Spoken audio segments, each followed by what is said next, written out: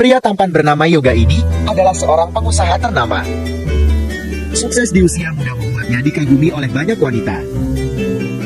Hari itu saat sedang asik menikmati secangkir kopi di sebuah kafe ternama, dikejutkan oleh kedatangan seorang gadis sederhana menemuinya. Bermaksud untuk menemuinya untuk tawarkan kencan buta. Sepertinya Nada tidak tahu jika Yoga adalah seseorang yang sangat terkenal.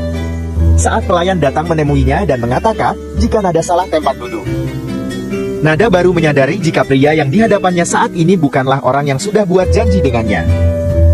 Minta maaf dan tinggalkan Yoga, sepertinya Nada benar-benar merasa malu. Kasihan sekali gadis itu, hampir setiap hari harus bolak-balik pergi kencan buta. Apa kau kenal dia? Maaf Pak, aku cukup mengenal sedikit tentangnya. Demi membayar semua hutang keluarganya, dia terpaksa menerima perjodohan lewat kencan buta. Lihat Nada yang sangat lugu dan manis. Sepertinya Yoga sedikit merasa iba. Temui pria yang akan dijodohkan dengannya, Yoga seperti berpikir ulang. Entah hanya karena rasa kasihan, Yoga pun menghampiri dan memutuskan untuk menerima Nada menjadi kekasihnya. Tawarkan pernikahan untuk lalu, akhirnya mereka pun resmi menjadi sepasang suami istri. Masih tak percaya, ternyata Lala akhirnya bisa menikahi seorang pria konglomerat. Minta Nada untuk ikut bersamanya ke rumah. Yoga mengirim supir untuk menjemputnya. Menatap Nada yang sangat cantik, Yoga merasa Nada adalah wanita yang baik. Masih banyak pekerjaan di perusahaan. Sepertinya Yoga tidak bisa mengantar Nada ke rumah. Minta Nada jangan kemana-mana sampai supir datang menjemputnya. Nada pun menunggu di tempat itu. Sesampainya Nada di rumah Yoga, dia disambut hangat oleh kepala pelayan yang sudah menunggu kedatangannya. Yang lebih membuat Nada terkejut adalah ternyata dia juga sudah disambut oleh beberapa pelayan yang akan melayani Nada secara pribadi. Merasa Nada belum terlalu mengenal dekat Yoga, Nada minta bantuan kepala pelayan untuk memberitahunya apa hal-hal yang tidak disukai oleh Yoga. Meski sedikit terkejut, kepala pelayan pun dengan senang hati akan membantu Nada. Wanita bernama Wida ini adalah seseorang yang sangat terobsesi dengan Yoga. Mendengar jika Yoga baru saja menikahi Nada, dia pun buru-buru datang ke rumah tanpa sepengetahuan kepala pelayan. Bermaksud untuk mengancam Nada agar tinggalkan Yoga. Siapa sangka ternyata Yoga sudah sampai di rumah dan menghentikan niat buruk Wida pada Nada.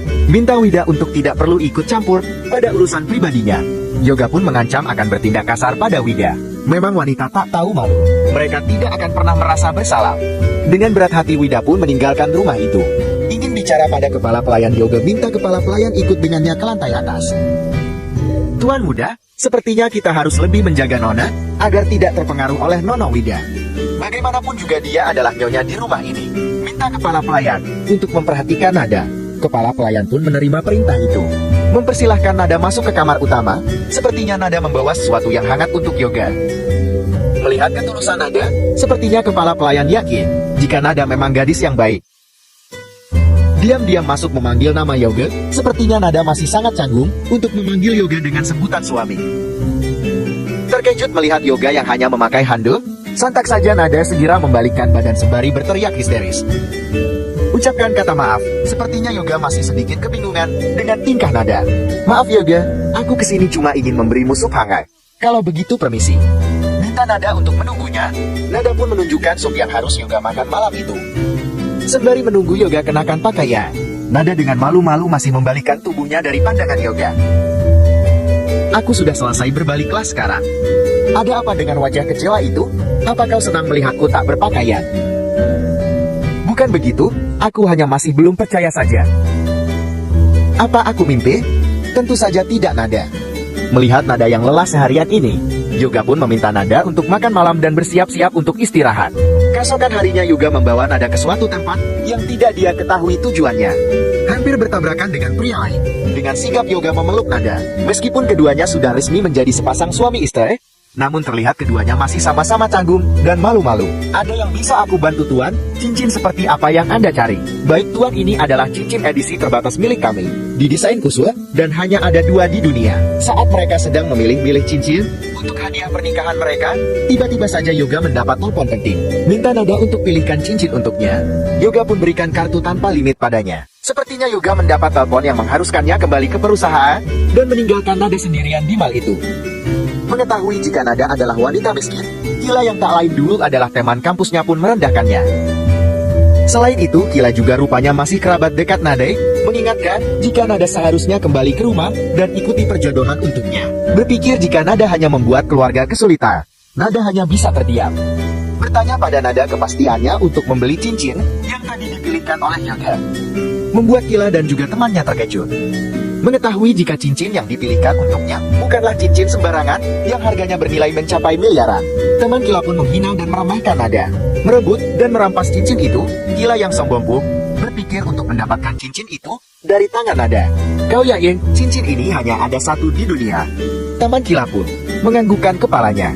Kalau begitu mana mungkin si miskin ini bisa membelinya. Tapi Kila, cincin itu sudah aku pilih dan akan aku lakukan pembayarannya sekarang. Terkejut mendengar Nada dengan santainya mengatakan akan membayar cincin dengan harga yang sangat fantastis, Kila pun mentertawakannya. Bahkan jika aku tidak mampu membelinya, apa kau pikir aku percaya jika kau bisa membelinya? Merasa pekerjaan Yoga bisa diselesaikan lewat telepon. Rupanya Yoga diam-diam kembali dan memperhatikan Nada dari kejauhan. Minta pelayan toko untuk membungkus cincin itu, Kila pun ingin merebutnya dari Nada. Tahu jika Nada datang dengan pengusaha ternama, pelayan toko pun meminta Kila mencari cincin yang lain saja. Mengatakan jika Nada hanyalah gadis miskin, pelayan toko sedikit kebingungan. Temanku ini adalah putri satu-satunya direktur utama grup Utomo. Jangan sampai kau menyesal. Mendengar adanya keributan dari luar toko, manajer toko datang dan mencari tahu sumber masalah yang terjadi. Mengetahui jika pelayan toko adalah anak baru, manajer yang mengenal betul Kila pun meminta maaf atas kegaduhan yang terjadi. Minta manajer untuk menyesali apa yang sudah terjadi. Kila memaksa ingin merebut dan mendapatkan cincin itu dari tangan Nada. Tidak masalah, saya akan membungkusnya untuk Anda. Meminta manajer untuk membungkusnya, Kila pun keluarkan kartu ATM untuk membayar cincin itu. Percaya jika Kila adalah tamu VIP mereka, manajer pun dengan sigap melayaninya. Bawa kartu ATM miliknya, manajer pun masuk untuk segera lakukan transaksi pembayaran. Mengancam bahkan merendahkan Nada, Kila pun mengatakan jika Nada tidak akan pernah bisa dan mampu menyainginya. Asal kau tahu Nada, sampai kapanpun jangan pernah mimpi jika kau bisa menyaingiku. Melihat dari kejauhan Kila merendahkan Nada dan menindasnya begitu keji, sepertinya Yoga sangat murka. Bahkan dengan teganya Kila mengatakan jika Nada hanyalah anak pembawa sial bagi keluarganya.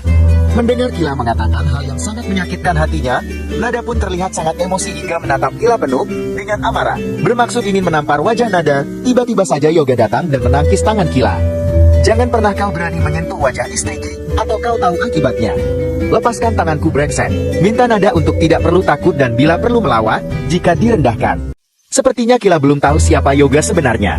Berpikir jika Yoga adalah suami bayaran Nada, Kila pun bertanya berapa banyak uang yang diberikan Nada untuk membayar Yoga berakting. Tak mampu menjawab pertanyaan Kila, Nada hanya bisa terdiam.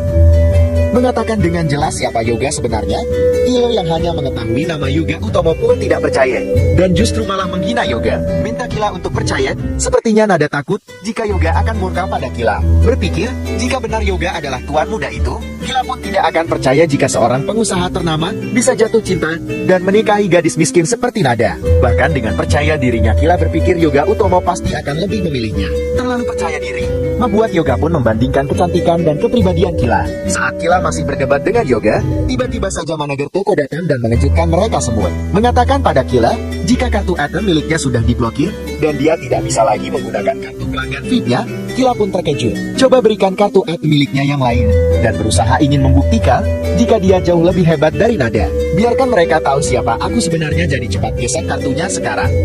Sementara Yoga yang tak ingin mencari keributan dengan seorang wanita hanya diam dan membuktikannya saja nanti.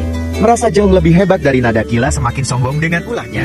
Mengatakan dengan bangganya, tunjukkan satu jarinya saja Kila bisa dapatkan apa yang dia mau. Yoga hanya bisa tersenyum sini. Bahkan dengan sombongnya Kila pun mengatakan jika Nada hanya setara dengan telapak kakinya. Kembali menemui Kila dengan wajah kecewa dan bingung, sepertinya ada sesuatu yang terjadi. Lagi-lagi manajer toko mengatakan jika kartu Kila sudah diblokir dan tak dapat digunakan. Tak percaya dengan apa yang manajer katakan, sepertinya Kila masih dengan percaya dirinya keluarkan kartu ATM miliknya yang lain. Demi buktikan di hadapan Kila, jika manajer tidak berbohong, manajer pun akhirnya gesekkan kartu ATM Kila di hadapannya secara langsung disaksikan oleh Yoga dan juga Nada. Tak percaya apa yang baru saja terjadi, Kila dengan sigap hubungi orang tuanya dan minta kejelasan perihal ATM miliknya yang terblokir. Dapat pesan dari atasan. Manajer mengabarkan jika cincin miliknya sudah dipesan dan dibayar oleh Yoga dan juga Nada. Merasa sudah dipermalukan oleh Nada, Kila pun akhirnya mengajak temannya pergi dan tidak berani mengatakan apapun. Minta pelayan toko untuk siapkan beberapa perhiasan lainnya dan dikirim ke rumahnya. Yoga dan Nada pun pergi meninggalkan toko itu. Melihat kartu yang dikeluarkan oleh Nada adalah kartu miliarder, manager pun penasaran dan ingin melihatnya. Merasa manager sebelumnya sudah meremehkan Nada, akhirnya Yoga pun memberi sanksi besar dan memecat manager toko. Percayakan pembelian perhiasan pada pelayan toko baru.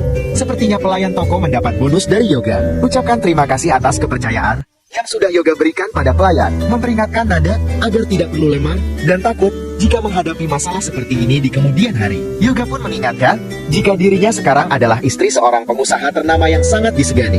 Keesokan harinya saat Nada sedang duduk santai di rumahnya sembari memainkan handphone miliknya, tiba-tiba kepala pelayan datang menemui dan memberikan undangan yang dititipkan Yoga sesaat sebelum dia pergi ke perusahaan tadi pagi. Belum sempat membaca undangan yang diberikan kepala pelayan, tiba-tiba Nada dapat telepon. Minta Nada untuk menemuinya ke perusahaan agar menemaninya ke mal kembali. Nada pun dengan sigap mengatakan akan bersiap-siap untuk menemuinya segera. Setelah bersiap-siap, Nada pun pergi ke perusahaan untuk menemui Yoga. Bertemu dengan teman lamanya bernama Sisi yang tak lain adalah model perusahaan Elik Yoga. Meminta Sisi untuk tidak masuk ke ruangan Yoga. Dengan percaya dirinya, Sisi mengatakan jika dia adalah wanita terdekat Yoga. Bahkan tidak ada satupun orang yang bisa menghentikan apapun yang ingin dia lakukan di perusahaan itu. Mengetahui jika Nada adalah istri atasannya, pria itu pun menyapa dan ucapkan selamat datang pada Anda. Tinggalkan perusahaan. Rupanya Yoga sengaja membawa Nada untuk pergi membeli beberapa pakaian di mal. Minta layani semua kebutuhan dan barang yang diperlukan oleh Nada. Tak ingin Nada menolak. Yoga minta Nada untuk pergi dan mencoba beberapa pakaian yang sudah disiapkan oleh pelayan toko. Saat Nada sedang mencoba pakaiannya, tiba-tiba Yoga tidak ada di tempat. Tidak disangka ternyata Nada bertemu kembali dengan Sisi yang sedang ingin membeli pakaian. Apa yang kau lakukan di sini, wanita miskin? Jelaskan pada Sisi jika semua pakaian yang terbaru di toko sudah dipesan dan dibeli oleh Nada. Sepertinya Sisi tidak terima, mengancam akan laporkan pelayan toko dengan kekuasaannya sebagai customer terbaik di sana. Bahkan Sisi tak segan memaksa Nada untuk melepaskan pakaian yang sangat ingin dia beli itu. Melihat Sisi bersikap kasar pada Nada, sepertinya Sisi belum tahu jika Nada adalah istri Yoga. Bahkan dengan beraninya Sisi memfitnah jika Nada lah yang sudah merendahkan dan menindasnya. Rupanya saat Nada mencoba pakaian yang dipesan, Yoga diam-diam membelikan beberapa perhiasan dan aksesoris untuknya. Bahkan dengan perhatiannya, Yoga pun membelikan minuman dingin untuk Nada.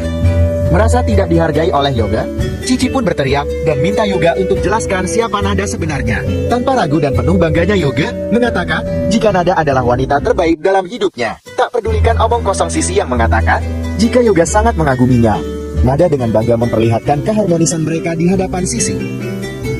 Minggir kau wanita miskin, beraninya kau menyentuh atasanku. Siapa yang bilang jika dia wanita miskin? Yoga jauhi dia.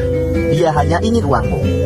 Sebaiknya hari ini kau buka telingamu lebar-lebar. Wanita yang kau rendahkan ini adalah istriku. Tak percaya jika Nada adalah istri Yoga, sepertinya Nada pun mengingatkan kembali pada Sisi untuk berhenti mengganggu dan menggoda Yoga. Bahkan dengan tegas Yoga pun akan memutuskan kontrak kerjasama dengan manajer Sisi. Memohon pada Yoga untuk tidak memutuskan kerjasama. Sepertinya Yoga pun sudah muak dengan segala drama yang dibuat oleh Sisi padanya. Mengancam pelayan toko untuk tidak memberikan kesempatan pada Sisi kembali ke toko itu lagi. Sepertinya karir Sisi benar-benar hancur. Beberapa bulan kemudian, Nada yang jenuh hanya di rumah, meminta izin dan memilih untuk pergi bekerja. Menjadi sekretaris di perusahaan milik kerabat dekat Yoga, sepertinya Nada sangat senang. Mengetahui jika Nada bekerja di perusahaan milik klien ayahnya, Kila pun datang ingin balaskan dendamnya tempo lalu. Mengancam dan menghina Nada, sepertinya Kila dan ayahnya belum sadar jika Kila adalah istri konglomerat. Tak terima Kila membuat ulah di perusahaannya, atasan Nada pun mengancam akan memanggil polisi.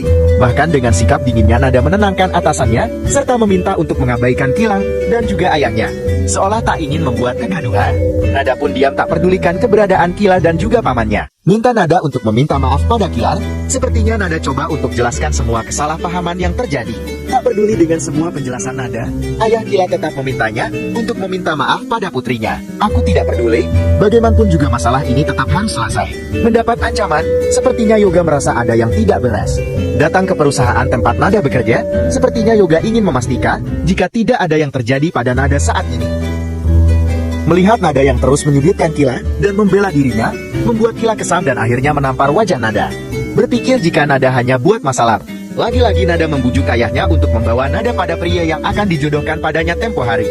Merasa jika Kila sudah keterlaluan, Nada pun memberi kesempatan padanya untuk meminta maaf. Mendengar semua hinaan dan ancaman pada istrinya, membuat Yoga habis kesabaran. Dan Datang di saat yang tepat, sepertinya Nada benar-benar merasa jika Yoga benar-benar suami yang dapat diandalkan. Mengenal betul siapa Yoga, sepertinya Ayah Kila terkejut. Tak tahu jika Yoga adalah atasan ayahnya. Kali ini, Ayah Kila benar-benar kecewa pada putrinya. Berani menghina dan merendahkan Yoga di hadapan ayahnya, membuat Yoga murka hingga menampar wajah Kila di hadapan ayahnya. Tak bisa berkata apa-apa, Yoga meminta Ayah Kila untuk lebih mendisiplinkan Kila agar bisa menjaga mulutnya. Meminta ayah untuk membelanya membuat ayah bingung dan tak bisa berkata apa-apa selain menampar wajah Kila. Mengatakan pada Kila, jika semua yang mereka miliki saat ini semua di bawah pengawasan oleh Yoga. Dengan lantangnya Ayah Kila menjelaskan, jika Yoga sebenarnya adalah pemilik Yoga Utomo Group. Tak ingin membuat mereka bertanya-tanya, akhirnya Yoga jelaskan pada Kila, jika sebenarnya Nada adalah istri sahnya, yang tak lain adalah nyonya besar pemilik Utomo Group. Senang mendengar jika keponakannya adalah istri dari pengusaha ternama, dengan bangganya Ayah Kila menganggap dirinya adalah paman mertua Yoga. Senang mendengar jika keponakannya adalah istri dari pengusaha ternama, dengan bangganya Ayah Kila menganggap dirinya adalah paman mertua Yoga. Bawa putrimu dan pergilah dari hadapanku sekarang juga. Perintahkan pengawal untuk menyeret Kila beserta ayahnya keluar dari perusahaan tempat Nada bekerja. Melihat putrinya diseret oleh pengawal Yoga, Ayah Kila pun memohon agar putrinya dilepas tol dan diberi maaf. Bahkan dengan keputusasaannya melihat putrinya diseret, Ayah Kila pun mengancam akan bundir di hadapan Yoga. Rela menggantikan hukuman itu untuknya asalkan Yoga melepaskan putri satu-satunya itu. Seolah tak peduli, Yoga pun membiarkan apa yang akan Ayah Kila lakukan pada dirinya. Meminta Nada untuk menjadi orang yang tiga demi kebaikan orang yang sudah jahat padanya. Memutuskan kerjasama dan berikan hukuman yang setimpal bagi keluarga Kila, mengingat atas semua yang selama ini sudah Nada alami, mereka pun terima. Minta pengawal pergi dan antarkan mereka kembali ke rumah. Yoga pun bersyukur Nada masih baik-baik saja. Berjanji akan selalu menjaga Nada sampai akhir hayat. Sepertinya Nada sangat beruntung bisa menikahi pria kaya dan berhati mulia seperti Yoga.